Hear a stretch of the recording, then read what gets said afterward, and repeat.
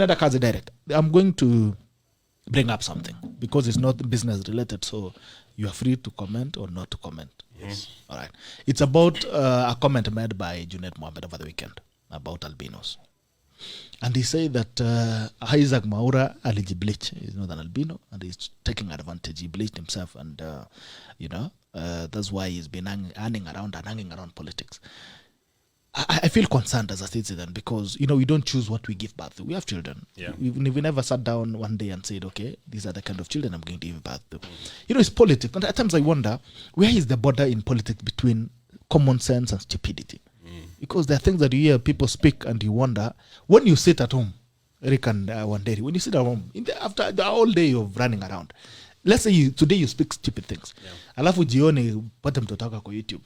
Anaona nasikia ile maajabu unasema. How do you feel? What do you feel about the comments? I don't know if any of you watched that and what do you feel about it? Because for me, I feel it's really disgusting. You're free to comment on it, Eric? Okay. I think it points to the fact that our politics is basically a competition. It's a race of trying to bring each other down as compared to trying to bring each other up. And I think it is a mindset of the political class that probably need to be spoken to. I will be eagerly waiting to hear what Captain Wanderi has to say about it. But I think we need to change the narrative that politics is such a fierce competition of a crab mentality. You're trying to look at how do I bring Bitok down? How do I bring Captain Wanderi down? And so we look at each other from a perspective of differences and weaknesses, even if those perceived weaknesses are not caused by any actions of the individual that we are talking about. I think it is very unfortunate. I respect Junet a lot. I listen to him a lot. And I will be looking forward to him this week, probably offering an apology to the albino community. Because like you say, it is not a choice that anybody makes. Tomorrow, any one of us can have a child who is an albino. And we think we need to accommodate everybody in this Kenyan society and build a country that works for everybody, including that person who is born with a disability or inability. We need to build a country that works for everybody. I think it was totally unfortunate. I hope he's going to tell us it was a slip of the tongue, but this definitely was both a slip of the tongue and the mind, and he needs to apologize for it. Funny enough, even as you chime in, one day he apologized, but he said, but. Yes, actually, when I saw the apology, that was the concern I had. I didn't worry very much about what he said because, as Maridady has said, something is totally wrong with the way our politicians do their business. Number one, they have a lot of contempt for the people. You see, when you're speaking to people, maybe sounding very good because, as you say, he's using crude language. And in political competition, part of the competition is crude language. But when you have contempt for the people, number one, he's made the statement in the assumption that albinos are subhuman. They are not people. And to the extent that you can even equate their coloration and lack of pigmentation to bleaching, that is an insult. Yeah. And you don't, it means he doesn't love people. That's number one. Because any person, I had occasion to work with an albino teacher. In my first years when I started the work, I have been a secondary school teacher. And I could tell that my colleague wouldn't go into the hot sun. Yeah. And he would have to, even before he crossed from the staff room to the classes, he would put on a hat. And I would see some of the students making a joke of it. Because they don't understand that he needs a very expensive sunscreen. And the lifespan of an albino person reduces to, especially if they get more exposed to the sun. Now, you can imagine that kind of debasing language you're using to mothers, fathers, uncles, aunts, and relatives of anybody with an albino child. And even a child who is growing up as an albino and is looking for his identity. Yes. Hearing that kind of a statement is completely killing to his morale. Yes. So actually, Junet, that the very fact that his apology is qualified, to that extent, he is the example of the kind of unhygienic politics that we have in this country. And if I was a member of the disciplinary committee of that political party, even before the other busybodies which are saying they'll take action, like NCIC, Well, I hope they do. There's another one called Gender and Equality Commission. I haven't heard their voice. There's Kenya Human Rights Commission. And Bitok, these people are paid using public coffers to defend the public right. If that to them is not the public right and the right of a marginalized and a special category of citizens, then I don't know why they exist. Even as some of them claim they want to take action, that organization where he belongs, that political party, that political grouping, should itself just apologize and take action on him, even if it means fining him, you know, because to make an example, because this is the problem, that if you belong to a political outfit, then you say things which some people in that outfit think is good, then you are safe. That is the kind of rubbish that we have entertained in this country. Yeah. That somebody can utter anything, and we have examples, you know, we have many examples. The moment you let it go on, you don't know at what point it will ever stop. True. The next time he's going to call somebody who is quadriplegic because of an accident, he's going to call him a crawling a cockroach. Yeah. Yes, you know, and that is the kind of behavior we need to churn, you know, and cut at the base, right at the spot. Yeah. That this is unacceptable, this is improper. I'm actually waiting for some of my colleagues, my professional colleagues who are members of his political party. I haven't heard them speak. They have headed some of the commissions in this country which deal with human rights. I'm actually waiting for to hear them speak, because if that language is acceptable to them, then personally they are not acceptable to me and many other people I know. And if that political outfit then believes in that kind of debasing language, then it should not even be acceptable to right-thinking human beings. That's very sad. Yeah. Anyway, I hope he actually apologized, because for me that's not an apology. If you have to apologize and add a but, then that's not an apology. It's a qualified apology. I mean, it loses its test as an apology. So I hope he's going to make a proper apology. I think we need to rehumanize ourselves and understand that it is not winning at all cost, and come to that point that you know, Captain Wanderi is trying to allude to, where, you know, the basic principle of loving your neighbor as you love yourself. Just asking yourself, if I was the albino, would I want to be treated like this? Would I want someone to say something like this about me? That is the very basic thing that we need to go to. It doesn't matter how much academics we have, how intellectually we can speak, if at the end of the day we do not have the empathy to sit down and ask ourselves, if I was that person, how would I feel if somebody said that about me? And I think those are the ones that are... But I think there's also something that Wanderi has brought out about the government and its regulatory authorities. Yes. I mean, we've also failed big time, because there has to be someone who calls out, you know, who bluffs for what it is. Yes. I mean, there has to be someone who, at the end of the day, especially when you're paying people using our taxes. NCIC has continued to demonstrate that it's not capable of doing what it's supposed to do. We are in hate speech every day. And this is how it starts. Because the more we start degrading our society, the more even the citizenry fails. I mean, we can get away with anything. I can come and call you anything one day and I'll get away with it. I can come to your house and do crazy things and I'll get away from it. I mean, at the end of it, there needs to be also some kind of common sense and responsibility in government, to an extent that we know, before you say anything, you think through it. You know, the most interesting thing is that there is a whole commission, a constitutional commission known as I think National Gender and Equality Commission. What is equality to some of the people in that commission? Is equality the fight between genders, you know, the sexes between men and women? That is where some of them historically, that is the kind of philosophy and ideology they have advanced.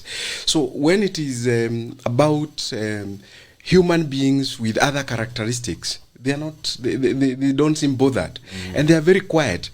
Yet these commissions, Bitok, are surprisingly spend a lot of money defending suits in court because they are sued. And they are using public money again, paying lawyers to do that. Yet you would expect tomorrow, you know, any sensible commission would be spending those resources to restate and to have the court adjudicate and say, this member of parliament was wrong. His apology must be unqualified. If he is not, then he should be declared a person unfit to hold any public office under Chapter 6. You know, because, you know, you look at Article 10, Article 232 of the Constitution, Principles of Public Service, and you ask yourself, This man, the member of parliament, is also paid from public taxes, but he's contempt. So actually, should everybody who is an albino or any parent with an albino child refuse to be taxed and or claim, go to court and say my taxes should not be used to pay that member of parliament because of that kind of debasing and disgusting language? Because that is now where those commissions come in. You know, you have to delimit. He has a freedom of speech, but his freedom of speech ends where the rights of an albino child begins. And from that point, it's not guaranteed. Yes. All right. The issue of mambo ya corona, I think, is it time to open up the economy? People are suffering. The economy is suffering. The state of economy is in a very sad state. And I've seen also the Standard has really captured it well. And as I said, is it time to end the curfew? Lost jobs, lost livelihoods during the day. Very little will tell you, you will tell we are living in old times. A lot of strict COVID-19 measures have disappeared with time. And super spreader political rallies are back. But the nights are here really different. The 10 p.m. to 4 a.m. curfew stands, and our business owners are asking questions. The story is on page 4 and and 5. But the thing is, we all do business here. I mean, do you feel it's time to open up the economy? My opinion to this, Bitok, is that we need to look at the data, and the data has continuously told us how many people have gotten infected and how many people have died every day. I think comparing the people getting infected and the people that are recovering, and it is very unfortunate that we don't have data on the people who get infected and they never show up for a test or even find themselves in a hospital. I would think they are more. See, the people who are getting infected by COVID-19 and their data is never captured anyhow could be more right now in the country. This has been a long journey from the month of March for the country to date. And I think now we can authoritatively say that we know better how to manage ourselves to slow down the spread. And I think we know better how our human beings or the society is responding to COVID-19 when infected. It is not time to go all loose as a country, but I think now is a time when we can say that this is something that we can actually be able to live with, even if we reopen the economy. I'm very encouraged by the fact that we reopened the academic institutions. Our children are going to school, and Bitok, the fear that we had that that is going to create a bushfire in terms of COVID-19 spread has not happened yet. So this could probably mean that people are becoming better in being able to manage themselves not to get infected, and therefore we can be able to reopen the economy and survive with COVID-19 among us. Yeah. So tuache mambo ya kufinyia, because watu wa entertainment industry are crying, people operating clubs are crying, people are doing hotels as well are crying, because people used to sell a lot at night. Yes. You realize that people don't eat much during the day. Tunakuwa tumeshinda tumezunguka na kuketi. In the evening, that's when we sit down and have coffee or maybe have a meal. What are your thoughts, Wanderi? Is it time we open this economy? Number one, Bitok, the saddest part about all this whole thing about COVID and the restrictions is that it is applied selectively. And that is now my greatest concern. That I still get people who tell me they move at night because they have the ability to move around. And then what are the people who are getting affected by these restrictions? Again, the lower segments of our population. It is them who get fined at the instant through a bribe when they meet the police after 10 o'clock. It is not the guy who is driving. I can assure you, Eric, and you know, when you are driving in the streets of Nairobi, it's not that I have willingly breached the COVID restrictions, but I know, as a matter of fact, that when you are driving, even if it is past 10, most likely, unless you get a roadblock, nobody is going to stop you. But a lot of our people who are on the walk, who are pedestrians, again, the lower segment of our population, are the ones bearing the brunt of these restrictions. And, you know, any society that is not able to take care of the people at the bottom, that society is not worth calling itself a civilized society. And that's why we should focus on the people who work in restaurants, in hotels, in pubs. Again, these are our colleagues. If last year was a difficult, last year particularly for those people who are in business, was not a difficult year. People had some reserves. This is a time I can tell that something wrong has happened. I have seen many of my neighbors move away from where they live, children having to change schools, go to cheaper schools, parents unable to pay rent at the rate they were paying last year and having to move to cheaper neighborhoods. That is the impact is now. And I want, you've talked about statistics. I follow. Yesterday we had 159 infections against 4,200. That's way below the threshold of 5%. But you see, the WHO says that we need to have a threshold of below 5% infections per whole month, so that we then can relax our restrictions. But as you say, our children are back in school. Other activities are going on. Yeah. I think a lot of time and a lot of resources are being spent focusing on the wrong thing. If it's a question of upgrading our people and telling them, let's learn to live with this. HIV has been here from 1984. Haven't people learned to live with it? They have. People have adjusted. It's the same thing I think we need to do with COVID. And if we are restricting the economy after 10 o'clock, what about the political rallies? What about the meetings people are attending? What about the public transportation system? Yeah. You know, again, the people we are hurting, we go back to that the values and ethos of our society. Why is it that the person who seems to be down there is not treated like a citizen? Is not considered like they have the full rights like the person with something? That is the tragedy that we have. And therefore, in reopening the economy or consideration of looking at those restrictions, we need to look at what we need to do to protect, particularly, the dignity. Because for me, it's no longer even about human rights. It's about the dignity. It's about the basics now. Yeah, the basics, the dignity of that person, the pride of that person. That because to be out of a job, especially when you have no other source of income, is very indignified. Actually, it makes you lose dignity. Yeah. It makes you. We talked about it earlier about having to approach friends. Lend me 1,000. Lend me 500. Yeah. There is that element of feeling like, am I not a full human being? Is there something wrong with me? Yeah. And why are we treating our colleagues, our fellow citizens, as if they are not part of our society? I particularly have a problem with people who use degrading words to describe the lower segment, calling them names that, like you would have in the past, Uye ni Bamid. I mean, that's a very degrading term, because that is a person who is employed to give you a service. And without that person, even the owner of that business may not be able to deliver to function. Sure. And we need to kind of even sanitize our own language. Yeah. So that we bring respect to the hassles, When you say whatever a person does should be dignified as long as it is their source of income. True. Because I also like the fact that, there's something that you were educating me on before the show started, how for even the big organizations to run, the services that are being offered by the smallest person at the economy actually really matter. Yes. That tout, that person we call a makanga who is working very hard, very early in the morning to take people to work. If he downs his tools and stops working, it means that you're not going to have your employees at work that day.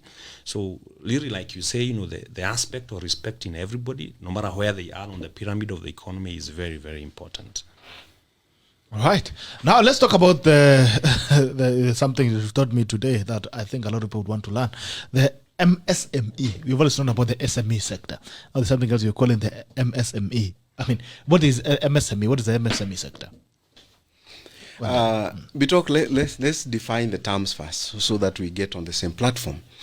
The MSME sector is the micro, small and medium enterprises. Micro, in definition, they either define mainly in terms of employees or the turnover they churn out. But the UN and WTO definition has been focused more on the number of employees. The number of employees that define a micro enterprise are anybody with employees of one employee to 9, or let's say to 10. That is a micro enterprise. Then you have the small enterprise, which has 11 to 49 or call them to 50 employees.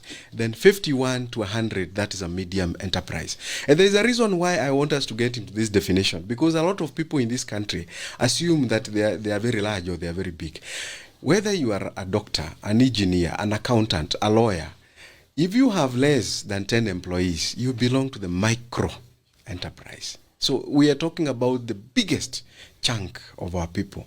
The medium enterprise, the small enterprise is, again, that is where again we have the bulk of our emerging industries. That is 11 to 50 employees.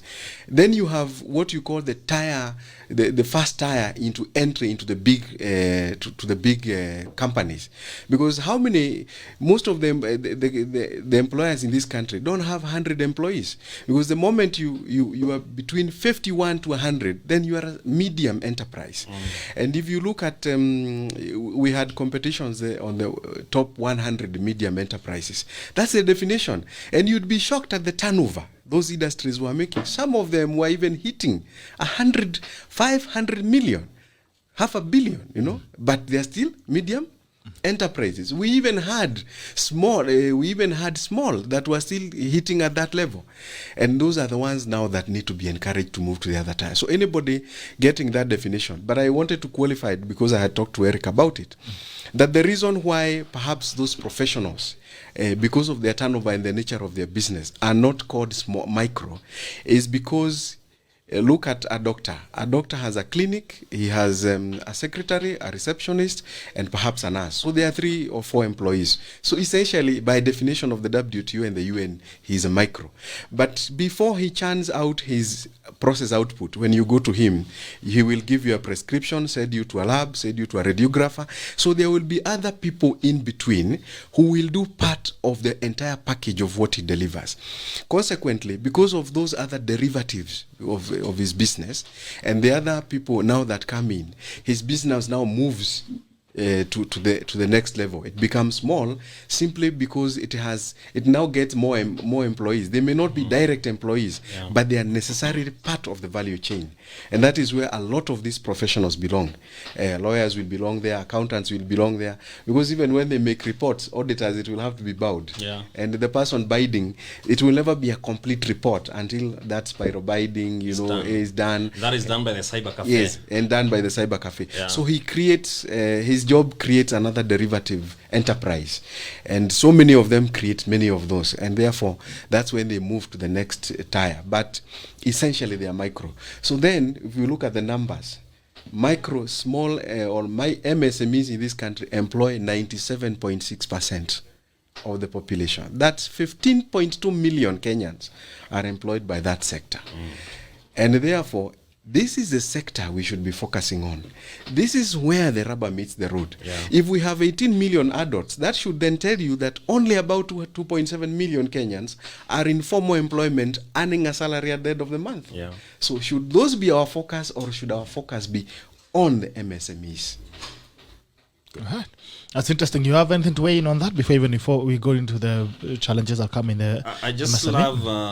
love Captain's grasp of the statistics. When you're told that over 90% of your economy is controlled by MSMEs, then you can actually see where we should be focusing our policies on, where we should be focusing our credit on, because numbers don't lie. If over 15 million Kenyans are actually working in the small and medium-sized enterprises, then I think it is a big wake-up call, even for the people who are running those businesses, to understand that they are actually the people driving this country forward. I wonder though about the parameters that are used to classify, because you mentioned about employees. There could be companies that even run by one person to churn over maybe even 50 million. In terms of turnovers. So do they still remain small? No. Yes, in terms of definition, many of them move from micro to small. But the moment, again, there is a threshold in the country, which is now based on, again, these authorities of government sometimes work at cross purposes. You have KIPRA defining MSMEs in a different way. Then you have again the Kenya Revenue Authority, because for the Kenya Revenue Authority, the moment your turnover is 100 million, they will move you from micro. Yeah. They will automatically move you to small. The moment you hit 500 million, whether you're one person, they move you automatically to medium. Yeah. Yes. And by the time you're hitting 1 billion bitok, they move you to large taxpayers. Turnover. Yes. So that is essentially now the way the classification is. So there seems to be there isn't a common distinction, but these authorities have defined these entities, and it is because of their own, because of the laws that again govern them. But you can see clearly, then the moment then you have 100 million, you are moved to medium. The moment you have you are moved to a small, but the moment you move to 500 million, you're automatically in medium. Okay, and the moment you get above that, you are moving to a very different definition. So you will even find that, for example, for the authority, it has a large taxpayers office, which is basically the government entities and those with $1 billion turnover. Then you have the medium sized, which is 500 million to $1 billion. Then the others 100 million to 500. You can see the definitions are different. So they will move you according to the tire. But the reason why we don't have a definition, you're asking a very good question, is because we don't care about this very important sector. That is why there are so many players doing different things, focus on the same sector, instead of making this sector the very core of our policy formulation for business and the economy. Why? Because these MSMEs is where innovation and enterprise thrives. Innovation and enterprise. These are the people who develop new products, new marketing strategies. They come up with new ways of doing things, new ways of doing business. They are the people who actually even connect, who even make us known beyond our borders. You know?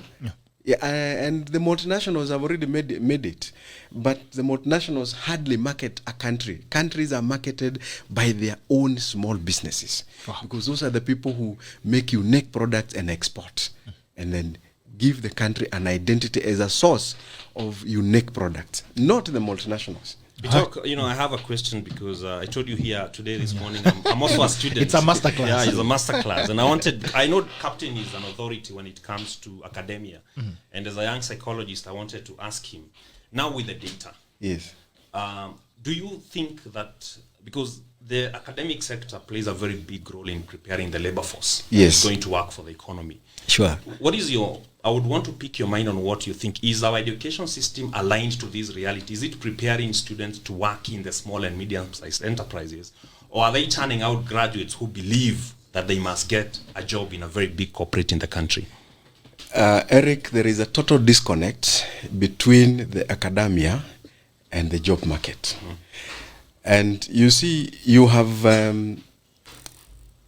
once you've been to university in Kenya, upon graduation, we are told to read and write and do all that appertains to the degree. Nobody tells you to go and work. There's nobody who tells you to go and do a job. Or are you told to go and do a job? No. You are told to go to read and write and do all that appertains to that degree. What does that mean to a lot of people? You have a lot of people who get the bachelor's degree, and the first thing they think, I am not able to get a job, so I go and get a master's degree. Yeah. Now, getting academic education and gaining experiential knowledge to work, those are two different things. Different things, yeah. And that is why you will find, and a question I like asking, you go to Gekomba in our people who are the artisans. I like visiting those areas sometimes, and I see the ingenuity of the people. Somebody did not even go to a technical college, but is able to convert metal, put metal together and convert it into some item. But you have a professor of engineering who is going on strike to ask for a pay rise. What, you can see what disconnect what a disconnect, and then there is a problem in our system. And I remember Dr. William Ruto, the deputy president, one time he was criticized, but people did not get him when he said that we have courses at the universities which are not adding value to our economy. Because any knowledge that does not add value to the capital markets is useless. It's useless. Useless. I agree with you. Any knowledge that cannot help you convert. I engage in reading a lot because I'm in the knowledge economy. I am paid because I know. I'm not paid because I don't know. Yeah. So if there is a new way, You paid because you know something. Yes, I am paid because I know something. If I am helping somebody deal with the integrity issues in the organization, I need to engage in forensic studies. If there are risks in business, I need to engage in that. So I am constantly in search of knowledge because I am in the knowledge-based economy. And this is where we need to get our young people to. That please, as you wait for a job, there is something we mentioned here. Capital has never been the beginning. Zuckerberg, or what Kenyans call him, Zuckerberg, Zuckerberg or wherever, and Bill Gates. We should change his name to come out. I think it's, or TNO. Yes, exactly. Now, these people did not begin with money. True. And this is the question I always ask graduates. When you tell me you don't have capital, who told you that capital is important? You begin with ideas. Ideas, yeah. And I like telling them how I began. I went down one day when I was a student, a third year student in the university. I realized that people in Uptown don't know how to weigh these photocopying, typing papers, printing papers. I remembered asking you whether you know the difference. Sometimes you just get a photocopy, but whether you know the difference between 110 grams, 80 grams, 70 grams. I know. Why do I need to know about the grams? I just need a paper and I go. That time I needed to know, and that's where I'm challenging the graduates. Yeah. So once I get that knowledge, then I would go to Uptown and tell these people I can get this. And I never forget that a lady called Mrs. Kariuki. I told her, I know where the market is. So you only need me to trust me with your paper. You know? Because you asked also a question about what is this the old people can do for the young people. And therefore, you see, with that knowledge, I was able to approach these people and tell them, no, you are using the wrong paper. Use the right paper. And with the right paper, you pay cheaper. Where can I get this? And I would take those papers. In a day, if I was going to sell 20 papers, 20 rims, and I make 10 shillings in each, how much would I make in 1992? Yeah. That's a lot of money. That is 200 shillings. That is the When way bread was 3 that is shillings. the way I built my first house in the village. I did not ask my parents for money.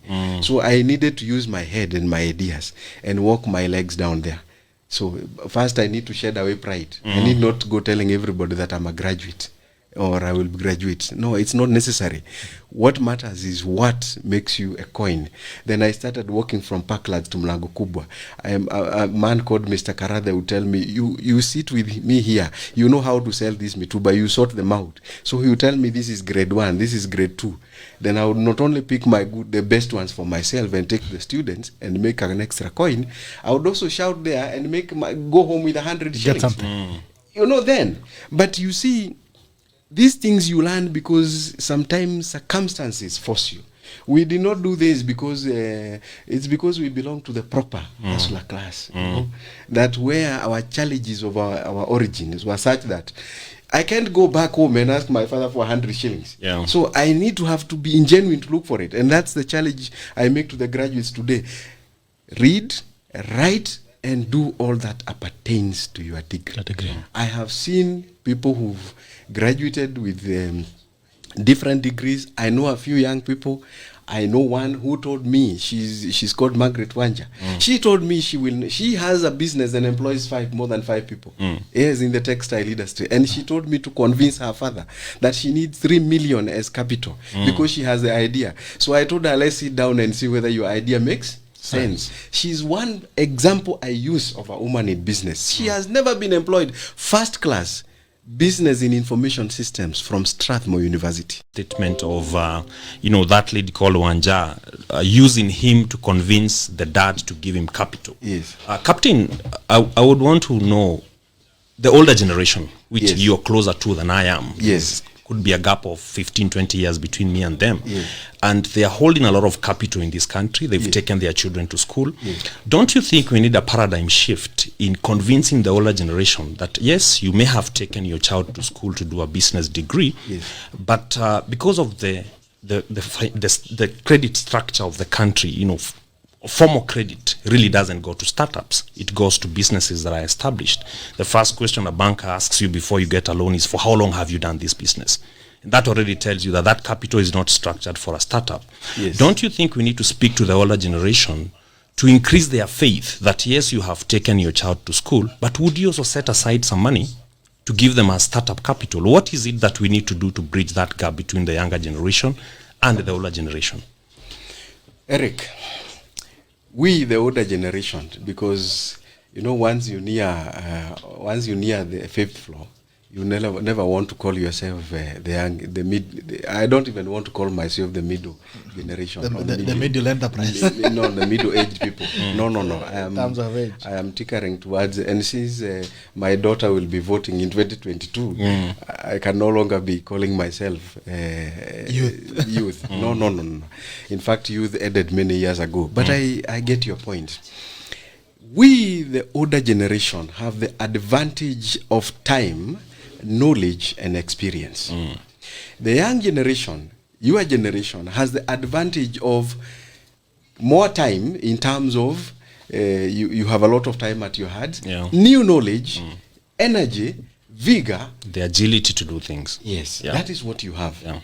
So what is it that you can sell to me for me to finance your business? Number one, I've always told people, if I am building a house worth 10 million, please don't steal from me 10,000. True. You are a very foolish young man or a young woman. Try and look at the value chain of what I'm doing and see how you can get 100,000. And since I've helped people in that regard, the most important thing you can sell as a young person and as a young graduate are two things: ideas and trust. Ideas and trust. The Middle Eastern economies, and again, we have our Somali brothers and sisters. They use that, they call it the wakil system. It's like the person who speaks on your behalf. Okay? You come to me and you say, this is my son. I want him to get into the commodity merchandising. Please give him the watches. That is why you see a lot of people in Italy selling good watches. They didn't bring them, but they work on the basis of trust, which is based on family ties. Because I know in the Somali culture, you don't belong to yourself. You belong to your family, you belong to your sub-clan, you belong to your clan, and you belong to the community. So your great-grandfather, if he is known to the other person, you will get assisted. But now this is where the rubber meets the road. Why should I trust you with my money if you can't write it down? I have told you what I did with that lady. You sit down, and the first thing she told me, there is a reason I have told you, you need to convince that to give me the money. She said him and mom travel, even for a month out of the country. And I have run their enterprises, and they have not collapsed. And I have run these enterprises and asked them, this I already have, I can show that I am dependable. I can be trusted. I did not squander that money. So let me write down my idea. Do you think? And I will tell her, so what are you going to do with the 3 million? She will tell me, I need a premises. This is what I will do. This is what I will do. And the first goods I will take from my father, I will buy. He will not give me on credit. I will buy. I will buy. Then she says that since I know I can sell and the people know me, once I sell, I will pay at this rate. This is what the older generation needs. To hear that. And that question I've said, ideas and trust. Now, let me take you, because you've asked what we do. I have relatives up country, and some of them approach me and tell me, look, I have nothing, I can't do anything. But I tell them, you have lad. Who told you you are poor? There must be something you can do with that lad. And let me tell you, Eric, my challenge. I have taken some of my cousins and told them, I visit them, I can see you're looking after this cow which is not the proper breed. I come from an area where there's good dairy production and the marketing is okay. So I had to give my cousin a heifer, which I bought at 50,000. And I told him, you look after it. Is that heifer his? He didn't buy it. Who bought it? It is mine. But he's looking after it in trust. Now he looks after it. Fortunately, Isaiah has another heifer. And again, I don't want him. I will tell him, when it comes to serving it, please tell me so that I can pay for the veterinary service and pay for the high-grade seed. Then after a year, I told him, I will wait even a year. That heifer, let it get fed well, give it to me. Did I take the original cow? I left it with him. Did I change that young man's life? You did. Based on what? Yeah. But I also have cousins and who I can't give them. No, because I know if you cannot. I hope they're not listening this morning. Even if they're listening, they know my start on that. Very courageous man. No, because if you cannot look after a goat, I can't give you a cow. True. So you need to demonstrate to me, Bitok, that you can look after a goat, so that I trust you with a cow. And this is where the young people are not willing. You want to dress nicely, like these things came in. No, you have to learn to get down to Gikoba, dress that way, until you get to a point where you are able to look after yourself. But again, as I've told you, the older generation, that is the only thing. I can't do everything I want to do in life. I have other people looking after my businesses, okay? And especially one area I like encouraging the young people. You see the construction sector? If you are a graduate, because I have helped one in that. And I told him, and he thanked me after 4 years, because I moved him from, and I told him, you are a graduate, yes. But right now, you are supervising guys doing tiles in somebody's house. And I told him, that is the business you know. That's the job you know. And since you also understand the watering systems, that is what you can do. Please do it, and do it with trust. I went to Mombasa, but I left this man fixing doors in the premises I had. Metallic doors. And I simply told my brother, go and check whether they are done. And the moment I learned, he's called Joroge.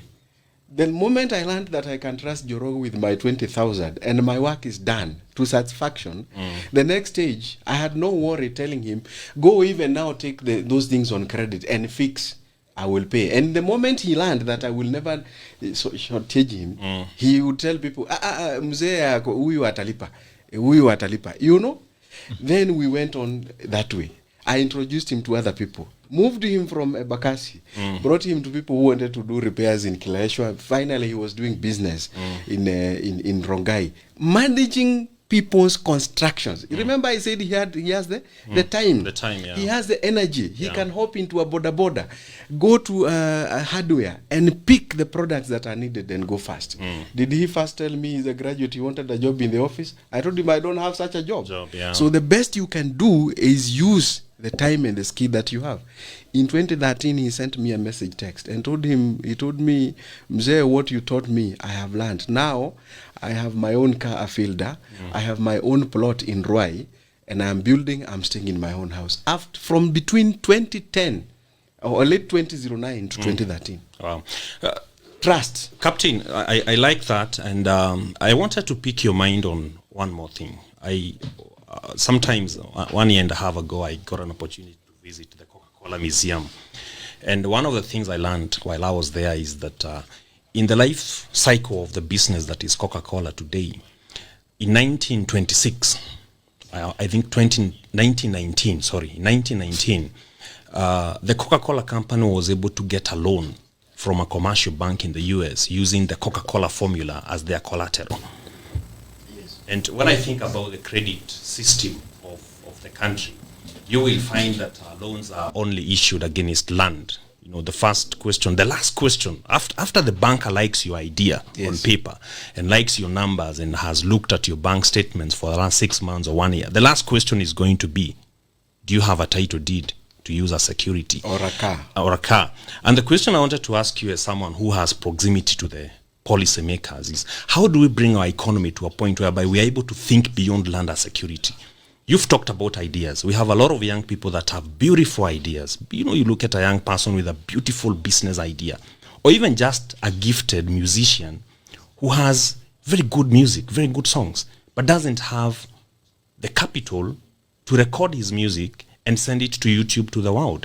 How do we bring our financial sector, for example, the people making the policies there, to understand that there can be other ways of securing credit other than the traditional method of land? Because, Captain, I'm sure you would agree with me, it's like the suggestion out there is that we can do a valuation for the whole country and ask how much is our land worth as a country. Is it 100 billion or 300 or 1 trillion? And assume that is the possible ceiling size of our economy based on how the credit system works. How do we bring ourselves to understanding that wealth can be generated out of intellectual properties, for example?